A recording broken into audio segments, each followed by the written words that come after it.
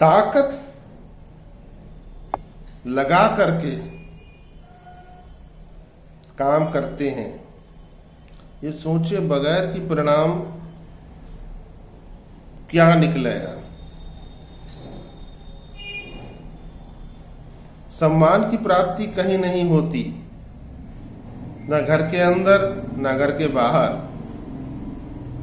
अच्छा करते हैं लोगों के साथ, अब तक जीवन में बहुत अच्छा करा, किंतु यश की प्राप्ति कहीं नहीं होती, अपयश ही मिल जाता है, कलंक ही लग जाता है। साथ ही मित्रों,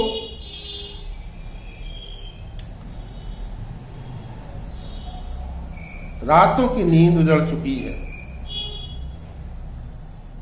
दिमाग इतना ज्यादा सोच विचार में लगा रहता है, सोचता रहता है, विचार करता रहता है, विचार आते रहते हैं, असंख्य विचार, अनगिनत विचारों का एक रेला, एक तूफान सा दिमाग में हर समय बना रहता है। रातों की नींद इससे उजड़ गई है, सुकून नहीं है।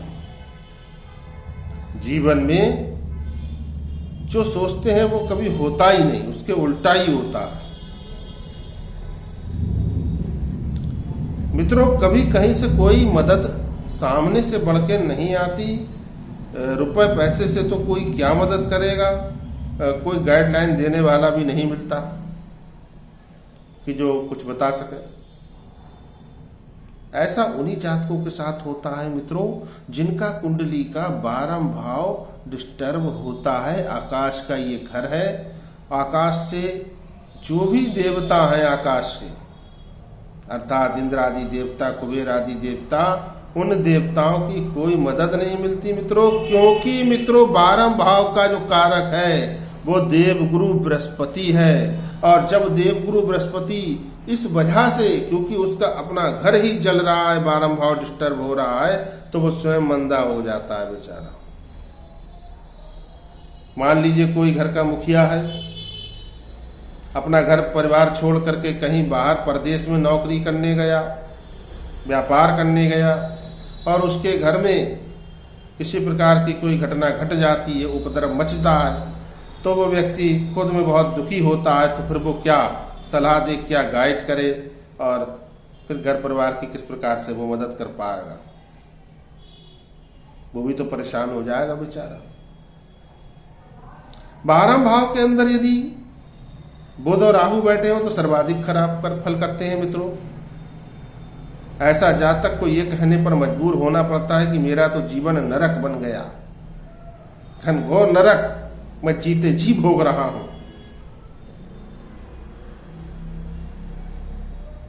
दिन भर में कितनी भी मेहनत कोई व्यक्ति क्यों ना करे, यदि रात को उसको चैन की नींद मिल जाए, 5-6 घंटे की, क्या 4 घंटे की भी मित्रों, तो बहुत सुखी इंसान है। लेकिन यदि पूरी पूरी रात व्यक्ति ना सो पाए, चैन की नींद उसको मयस्सर ही ना हो, तो जीवन तो फिर नरक ही है मित्रों, नारकीय स्थिति है। 12 भाव के अंदर जैसा मैंने मित्रों बताया कि बुध और राहु सर्वाधिक खराब फल करते हैं, और बृहस्पति के फल को भी मंदा कर देते हैं, जो कि वहां का कारक है। कहीं पर भी बैठा हो, कितना भी सुंदर योग बना रहा हो, अन्य ग्रहों के साथ बैठकर यदि उसका अपना घर डिस्टर्ब होगा, 12 भाव डिस्टर्ब होगा, तो वो फिर अपना अच्छा फल नहीं दे पाता, कोई मदद नहीं कर पाता, और अन्य देवताओं की मदद फिर उस जातक को क्या मिलेगी? यदि छठे घर के अंदर मंगल बृहस्पति बैठे हों, शनि चंद्र बैठे हों, तो भी द्वादश भाव का फल खराब हो जाता है मित्रों, क्योंकि छठे घर का सीधा सीधा संबंध 12 भाव से है। और सप्तम भाव में यदि राहु और बुध आकर के बैठ जाए, राहु और शनि आकर के बैठ जाए, तब भी 12 भाव का फल निश्चित रूप से मिट्टी में मिल जाता है मित्रों। इसको प्रायः लोग गंभीरता से नहीं लेते, लेकिन जैसा कि मैंने बतलाया कि व्यक्ति सब कुछ अपने दिमाग के अंदर उठने वाले विचारों से प्रेरित होकर ही तो करता है मित्रों। यदि 12 भाव डिस्टर्ब तो दिमाग डिस्टर्ब तो विचार डिस्टर्ब तो फैसले तो फिर गलत होने ही हैं मित्रों। फैसले गलत तो फिर तो जिंदगी ही डिस्टर्ब हो जाती है। तो इस 12 भाव को ठीक करना बहुत ही आवश्यक होता है प्रत्येक जातक के लिए।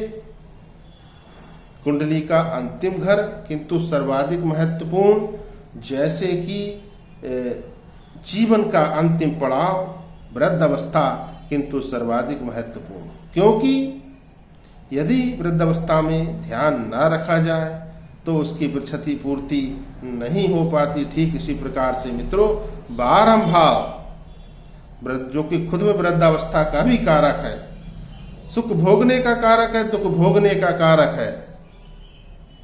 हमारा बुढ़ापा कैसे कटेगा इसका भी कारक 12 भाव है। तो प्रत्येक जातक को अपने 12 भाव को बहुत ध्यान के साथ, सूक्ष्मता के साथ उसका आकलन करना चाहिए, और यदि उसके अंदर खराबियां हैं तो उसको दूर करने के शास्त्रोक्त उपाय करना चाहिए मित्रों, ताकि आनंद की प्राप्ति हो।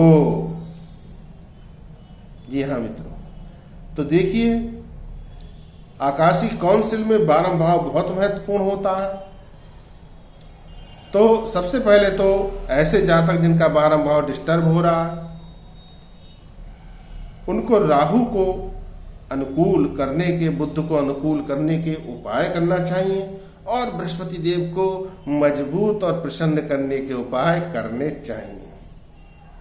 तो देखिए यहाँ बृहस्पति देव को मजबूत करने का जो यहाँ पर को शास्त्रोक्त उपाय है वो क्या है। बृहस्पतिवार को प्रातःकाल स्नान के उपरांत अपने घर के मंदिर में आसन पर बैठ जाएं। लाल आसन ले लीजिए, पीला आसन ले लीजिए, नीला या काला आसन नहीं लिया जाता। पीले रंग के कपड़े पहन लीजिए, सफेद रंग के पहन लीजिए, लाल रंग के, केसरिया रंग के पहन लीजिए, बैठ जाइए। सर पर एक पीले रंग का कपड़ा, रुमाल आदि अवश्य रख लीजिए। दीपक प्रज्वलित कीजिए, धूप दीप आदि प्रभु को दिखाइए, जो भी आपके यहाँ विराजमान हो, आप पर कृपा कर रहे हो। फिर आप बृहस्पति अष्टोत्तर शतनामावली का आपको पाठ करना है, अर्थात बृहस्पति देव के 108 नाम आपको बोलने हैं मन ही मन। जी हाँ मित्रों, और अपने घर के मंदिर में जो ठाकुर जी बैठे हो, शालिग्राम जी यदि बैठे हो, उनका आप किसी पीली चीज का भोग लगा दीजिए, सोम पपड़ी, लड्डू आदि। इतनी क्रिया जो जातक पकड़ लेता है, बृहस्पति देव उसके ऊपर अपनी असीम अनुकंपा करते हैं और उसके परिवार में खुशियों का माहौल बना करके रखते हैं। दूसरा आपको क्या करना है मित्रों, आपको मिट्टी का एक घड़ा लेना है। इतना तो ले लीजिए कि उसमें थोड़ा सा तो पानी आ जाए। पानी आपको लेकर नहीं जाना है, आपको मिट्टी का एक घड़ा लेना है। इतना बड़ा ले लीजिए, इतना ले लीजिए, आपकी श्रद्धा है। और बुधवार के दिन आप मंदिर के अंदर, शिवालय के अंदर उस मटके को एज इट इज एक ढक्कन रख के, प्याली जो उसके ऊपर ढकी जाती है, मिट्टी की ही होती है, वो भी ढक्कन रख के, कोरा घड़ा जिसके अंदर आप कुछ भी नहीं भरेंगे, उसको आप शांति पूर्वक मंदिर के कोने में ले जा करके शिवालय में रख दीजिए। प्रभु को प्रणाम कीजिए, एक लोटा जल शिव जी को अर्पित कीजिए, अपने घर चले आइए। और बस इतना ही आपको करना है। खराब राहु, खराब बुध को अनुकूल करने का ये बहुत मजबूत उपाय है। इसको आप मंदिर पहुंचा रहे हैं और देव गुरु बृहस्पति इसको खुद ही ठीक कर देंगे।